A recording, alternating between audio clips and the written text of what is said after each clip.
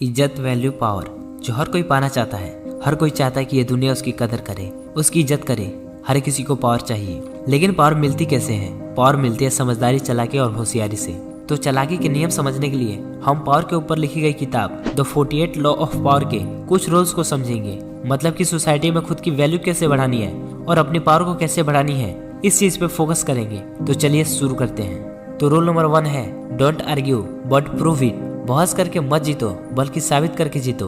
अगर आप कोई बात किसी को समझाना चाहते हैं तो आपको बहस नहीं करनी, बल्कि आपको साबित करके दिखाना होगा। क्योंकि लोग आपकी बात पर तब तक विश्वास नहीं करते जब तक कि आप वो चीज करके दिखा नहीं देते।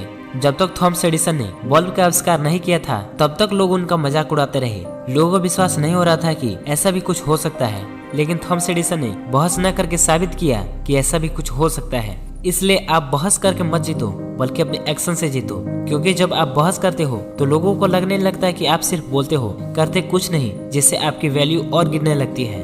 Rule number 2, speak less but talk about work. कम बोलो, लेकिन काम की बात बोलो। क्योंकि अगर आप काम की बात नहीं बोलोगे, ऐसी बात करोगे जो बकवास है, कोई मतलब नहीं उस बात का, कोई सेंस नहीं निकल रहा, तो कौन सुनना चाहेगा आपकी बात को। लेकिन वही अगर आप कम बोलते हो लेकिन हमेशा काम की बात बोलते हो, तो लोग आपको सुनते हैं और आपकी वैल्यू भी करते हैं। अगर आप कभी कोर्ट गए होंगे तो आपने देखा होगा कि जो वकील होते हैं वो बहुत बोलते हैं, लेकिन जब वो बोलते हैं तो हर कोई उनकी बातों को ध्यान से नहीं सुन रहा होता है। लेकिन जो जज होते हैं वो बहुत कम बोलते हैं, लेकिन जब वो कुछ भी कहते हैं तो सबके कान खड़े हो जाते हैं सुनने के लिए। तो ये होती है कम बोलने की लेकिन कुछ अच्छा बोलने की पावर। आप जितना ज्यादा कम बोलते हो उतना ही कम रिवील होते हो। ये सिर्फ हमें लगता है कि हम ज्यादा बोलकर खुद को स्मार्ट साबित कर देंगे, लेकिन ऐसा बिल्कुल नहीं है। जब आप बहुत ज्यादा बोलते हो जिसकी कोई हद नहीं, लेकिन उसमें कुछ भी काम का नहीं होता है, तब आपकी वैल्यू और गिरती जाती है। लेकिन वही अगर आप कम बोलते हो लेकिन काम की बात बोलते हो, तो लोग आपकी वैल्यू करने लगते हैं। रूल नंबर 3,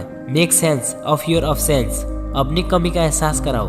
लोगों को आपकी वैल्यू तब पता चलेगी जब उनको आपकी कमी का एहसास होगा। मार्केट में जो चीज ज्यादा होती है उसकी वैल्यू कोई नहीं करता, लेकिन कोई ऐसी चीज जिसकी डिमांड बहुत ज्यादा होती है लेकिन वह चीज बहुत कम क्वांटिटी में उपलब्ध हो, तो उस चीज को पाने के लिए लोग आपस में लड़ने के लिए तैयार हो जाते हैं। इसलिए आपको अपनी स्कैरसिटी बनानी होगी, लोगों के बीच से गायब होना पड़ेगा। अब गायब होने का मतलब ये नहीं कि आप कहीं बाहर ही न जाओ, आप बाहर जाओ, लेकिन आपको कहीं भी बाहर तभी जाना है जब आपकी बहुत ज्यादा जरूरत हो। Rule number 4, handle the problem smartly. चालाकी से प्रॉब्लम को हैंडल करो। आपने रामायण तो जरूर देखा होगा, जब हनुमान जी सीता माता की खोज में लंका जाते हैं तो रास्ते में उनकी मुलाकात हो जाती है सुरसा से, जो हनुमान जी को खाने के लिए कहती है। तब हनुमान जी अपनी ताकत का उपयोग न करके अपनी समझदारी से काम लेते हैं और सुरसा से कहते हैं कि ठीक है तुम मुझे खा जाओ। तब सुरसा हनुमान जी को खाने के लिए अपना बहुत बड़ा मुख खोलती है, लेकिन हनुमान जी चालाकी से काम लेते हैं। वो एकदम छोटे हो जाते हैं और सुरसा के मुख से सुरक्षित बाहर आ जाते हैं। इससे कहते हैं समझदारी से खेलना। अगर आप स्वामी विवेकानंद की लाइफ को ध्यान से ऑब्जर्व करें तो स्वामी जी इतने चालाक और समझदार थे जिसकी कोई हद नहीं। जब भी कोई स्वामी जी से उल्टे सवाल करता या उनकी बेइज्जती करने की कोशिश करता, तब वो सामने वाले को ऐसा जवाब देते कि उसकी बोलती बंद हो जाती। मैं एक बार का किस्सा सुनाता हूँ। तो विवेकानंद जब अमेरिका पढ़ने के लिए गए थे तो वहाँ पे एक प्रोफेसर स्वामी जी से बहुत चिढ़ते थे। तो एक बार प्रोफेसर ने स्वामी जी की बेइज्जती करने का सोचा, तो प्रोफेसर ने स्वामी जी को क्लास में खड़ा करके पूछा कि स्वामी जी आप कहीं रास्ते में जा रहे हो और आपको 2 थैला मिले, एक थैले में पैसा हो और दूसरे थैले में बुद्धि, तो आप कौन सा थैला उठाएंगे? तो स्वामी जी ने जवाब दिया कि मैं पैसे वाला थैला उठाऊंगा। तब स्वामी जी पर वह प्रोफेसर हंसने लगा। तब स्वामी जी ने प्रोफेसर से पूछा कि अगर आप होते तो कौन सा थैला उठाते? तो प्रोफेसर ने जवाब दिया कि अगर मैं होता तो बुद्धि वाला थैला उठाता, क्योंकि बुद्धि जरूरी है। तब स्वामी जी ने फटाक से जवाब दिया कि सही बात है, जिसके पास जिस चीज की कमी होती है वह तो वही उठाएगा ना। तब पूरी क्लास प्रोफेसर पे हंसने लगी। स्वामी जी इतने चालाक और समझदार थे जिसकी कोई हद नहीं। तो स्वामी जी पर पूरी एक डेडिकेटेड वीडियो आ रही है। तो अगर आप इस चैनल को सब्सक्राइब नहीं किए हैं तो इस चैनल को सब्सक्राइब कर लें ताकि वह वीडियो मिस ना हो।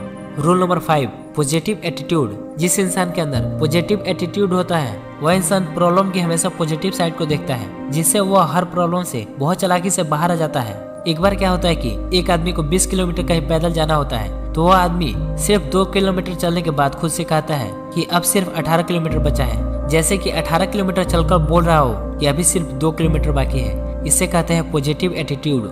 अगर वह बंदा खुद से ये न बोलकर कि अभी सिर्फ 18 किलोमीटर बचा है, वह खुद से ये बोलता है कि अभी तो सिर्फ 2 किलोमीटर चला हूँ, 18 किलोमीटर अभी और चलना है, तो वह दुखी हो जाता, निराश हो जाता। लेकिन उसने पॉजिटिव साइड को देखा जिससे वो 18 किलोमीटर आसानी से चल सकता है। हम एक और केस देखते हैं। तो एक बार एक बंदे का एक्सीडेंट हो जाता है, उसको थोड़ी बहुत चोटें आती है। तब वो खुद से ये न बोलकर कि मेरा एक्सीडेंट हो गया, वो खुद से ये बोलता है कि आज तो मैं बाल बाल बच गया। इसे कहते हैं पॉजिटिव एटीट्यूड। इनकी जगह कोई दूसरा बंदा होता जो हमेशा निगेटिव सोचता हो तो वह बंदा रोता, गिड़गिड़ाता, रिगार्ड करता कि मेरा ही साथ ऐसा क्यों होता है। लेकिन इन्होंने पॉजिटिव एटीट्यूड का उपयोग किया और ऐसे टफ सिचुएशन से भी बाहर आ गए। तो ये थे 48 लॉ ऑफ पावर के कुछ रूल्स। तो मुझे उम्मीद है कि यह वीडियो आपको काफी पसंद आई होगी। तो मिलते हैं अगले वीडियो में, तब तक के लिए जय हिंद, जय भारत।